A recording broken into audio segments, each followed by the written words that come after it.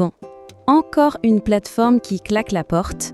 On se penche aujourd'hui sur l'annonce de la fin des services de BitGet en France, prévue pour mars 2026. Oui, et le but, c'est de voir comment rendre l'information non seulement plus claire, mais surtout plus utile pour un utilisateur qui doit agir et vite.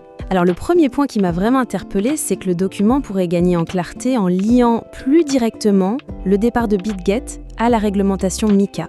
C'est ça, on sent une espèce de confusion entre deux causes. Il y a la mise sur liste noire par l'AMF, qui est une vieille histoire, Oui, ça date. et le nouveau règlement MiCA, que BitGet cite officiellement comme raison.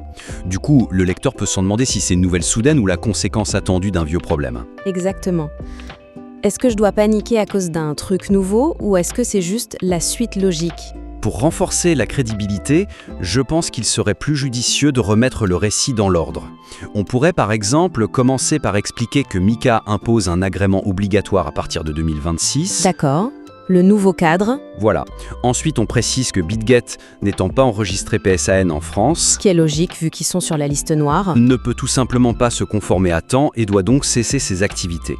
La liste noire de l'AMF devient alors le contexte qui explique tout. Ça crée un flux beaucoup plus logique, C'est ça. contexte, catalyseur et puis conséquences. Tout à fait. Bon, une fois qu'on a clarifié le pourquoi, arrive la question du comment faire. J'ai trouvé que l'analyse serait bien plus percutante en se concentrant sur les actions immédiates, en utilisant le calendrier officiel comme un compte à rebours. C'est un point essentiel, ça. Les infos sur comment retirer ces fonds sont là, mais elles sont déconnectées de l'urgence. On voit une date butoir 31 mars 2026 et on se dit « Oh, ça va, j'ai le temps ». Complètement. C'est le piège principal. L'utilisateur risque de manquer les étapes intermédiaires qui sont, elles, cruciales. Il faudrait transformer le contenu en un vrai plan d'action. Une sorte de checklist presque ? Précisément. Par exemple, une section intitulée « Votre plan de retrait en 3 phases ». Phase 1, avant le 16 mars 2026. Action, clôturer toutes vos positions. En précisant, les nouveaux ordres ne sont plus acceptés. Ça met la pression tout de suite. Voilà. Phase 2, jusqu'au 31 mars. Action, finaliser impérativement tous vos retraits. Après, c'est trop tard. C'est ça. Et puis, la phase 3, après le 31 mars, avec une alerte bien visible. Vos fonds non retirés seront transférés sur une plateforme tierce et votre compte sera restreint. Là, ça transforme une information un peu passive en une liste de tâches urgentes. C'est beaucoup plus efficace. Absolument. Et puis, dernier point, une fois que l'utilisateur a son plan, il se demande forcément « je vais où maintenant ?» La section sur les alternatives pourrait être plus efficace en catégorisant les options. Oui, là c'est un peu un catalogue, un fourre-tout. Exactement. On mélange des plateformes comme MXC ou Gemini avec des portefeuilles physiques. Comment un ancien de BitGet, qui était là pour le copy trading ou les produits dérivés, est censé s'y retrouver? Tout à fait. Il a besoin d'être guidé beaucoup plus précisément.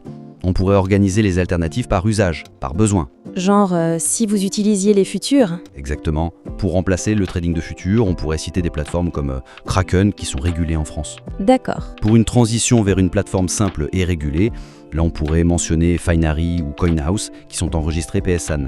Et pour ceux qui, après ça, n'ont plus du tout confiance. Voilà, pour une sécurité maximale et un contrôle total, on suggère les portefeuilles physiques, comme Ledger, en expliquant bien que c'est la solution pour ceux qui veulent sortir des plateformes centralisées. Cette approche répond directement aux besoins créés par le départ de BitGet. C'est beaucoup plus ciblé. C'est ça. Donc pour résumer, les 3 axes d'amélioration principaux sont premièrement, clarifier ce lien entre la réglementation MiCA et le départ de BitGet. Deuxièmement, structurer l'information comme un plan d'action urgent et phasé, pour que ce soit très concret. Et troisièmement, organiser les alternatives en fonction des fonctionnalités spécifiques que les utilisateurs recherchent pour vraiment les guider. C'est exactement ça. N'hésitez pas à nous soumettre à nouveau votre travail une fois ces ajustements effectués.